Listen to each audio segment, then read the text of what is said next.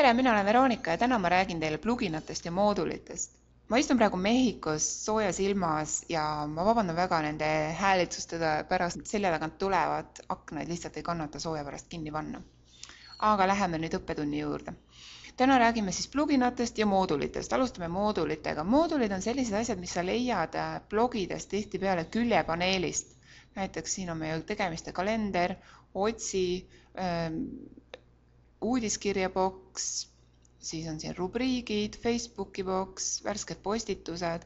Tihtipeale olenevalt siis teemast leiad sa mooduleid ka jalusest. Siin on kõige tavalisem tasuta 2012 WordPressi teema, selle võimalused siis on ainult küljepaneelis. Läheme nüüd vaatame töölauda. Töölaua sa leiad moodulid üles, kui lähed välimus ja moodulite alla. Moodulid on väga lihtne paigutada, täielik tavaline drag and drop süsteem. Neid saab ka edasi-tagasi liigutada, nagu te nägite, mul on siin tegemiste kalender on kõige üleval, tegelikkuses see ei peaks niimoodi olema, ma paneks ta tegelikult kõige alla, liigutan ta lihtsalt siia. Kuidas seda kalendrit siis siia lisada? Kõigepealt ma võtsin kõige tavalisemat tekstikasti, paned selle siia, siis tuleb täitsa tühi tekstikast. Sinna tühja tekstikasti sa lisad koodi, mille sa leiad siis vastavalt lehelt, et Google kalendrist võtsin ma selle vajaliku koodi ja lisasin siia. Facebookiga täpselt samamoodi. Facebooki kast on meil siin, mida ma just avasin, et võiks palju väiksemaks ikkagi teha. On ta siin ilusti. Selle koodi ma võtsin jälle siis tekstikasti tühja siit ja koodi sisestasin sinna kasti ja nüüd ta näeb välja niimoodi, kus ma saan siis kõrgust ja laiust näiteks reguleerida.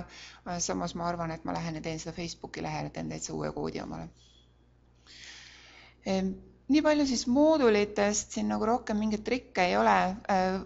Mida veel, et siis erinevatel teemadel siin on näha veel, et siin on jaluse moodulite piirkond. Widget on siis moodul. Widget on inglise keeles, moodul eesti keeles. Sa võid lisada, teed selle ilusti lahti. Siin, et kui on jaluse omad, siis tõstad jalusesse, kuhu iganes sa neid panna tahad, et sinna neid saad ka tõsta saad. Kui sul vahepeal on selline asi, et sul on päris hea moodul, mida sa korraks tahad ära võtta, pane see siia kasutamata moodulid. Kui sul on see kood sees, sa ei taha seda ära kaotada, siis hoia teda siin mõni aeg. Võtame selle siit jälle ära, see on täitsa tühi. Niimoodi, et sellised võimalused on siis moodulitega. Lähme edasi pluginate juurde. Pluginad on sellised erivõimalused, mida sa saad oma WordPressi lehele lisada. Need on täiesti tehtavad jälle sellisele inimesel nagu mina ja sina, kellel ei ole veebilehe ehitamiseks vajalikku haridust, ei tunne eriti koode, ainult sellised hästi basic, mis saab nagu töö pealt ära õppida. Mis ma siis olen siia pannud, on sündmuste kalender, mis on siis Google kalendri plugin, siis mul on Instagram plugin on pandud, et kõik mu viimased Instagrami pildid tulevad siia üles, kus ma tahan siis näidata oma asukoha, vaba äri, elu, tingimusi, juhtumisi.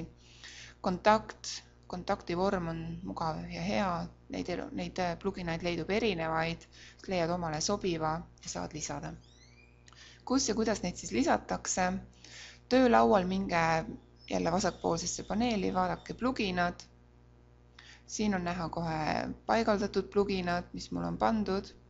Näiteks kontaktivorm, uus versioon on isegi saadaval, võin seda uuendada. Mina olen valinud kontaktivorm number 7. Tundus mulle väga selline mugav ja ma olen sellega väga rahul. Kuidas neid siis leida? Üks võimalus on guugeldada ringi, teine võimalus on näiteks siin leida. Näiteks Instagram. Tahad omale Instagrami ka WordPressi integreerida? Siis näete, siin on erinevad võimalused, jälgige neid tähti, reitinguid inimeste poolt, 14 hinnangut, kõik on pannud hea hinnangu, sest tõenäoliselt on selles midagi. Siis võib täpsemalt vaadata seda,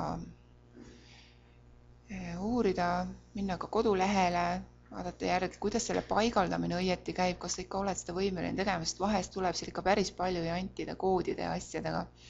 Vaata ikka selline, millest sa ise jagu saad. Ja siis ei olegi muud, kui sa leiad omale selle vajaliku, siis sa kas paigaldad siit, või kui sa kuskilt kodulehelt selle leiad, sa laed selle alla. Ma näitan seda võimalust ka, läheme minu paigaldatud pluginatesse. Lähme näiteks selles samas Instapressi plugina koduleht, Instagrami plugin ja siin on download, ka siin, siis ta õpetab ka aktiveerima igasuguseid võimalusi, kuidas ta ka välja võib tulla, seal on erinevaid võimalusi kui see, mis mina olen kasutanud. Kuidas sul on downloaditud arvutisse, pane kuskilt, kui sa kiirelt üles leiad selle jälle. Ja siis mine siia pluginad, lisa uus ja laadi üles. Siin sa leiad selle faili, laadi see ülesse ja lülita sisse. Ja siis ongi olemas. Siis ei jää muud üle, kui minna tekitada omale üks Instagrami leht.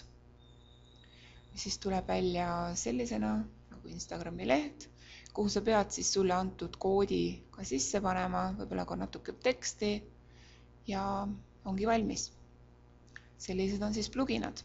Vaata ise ringi ja avasta. Suured tänud kuulamast!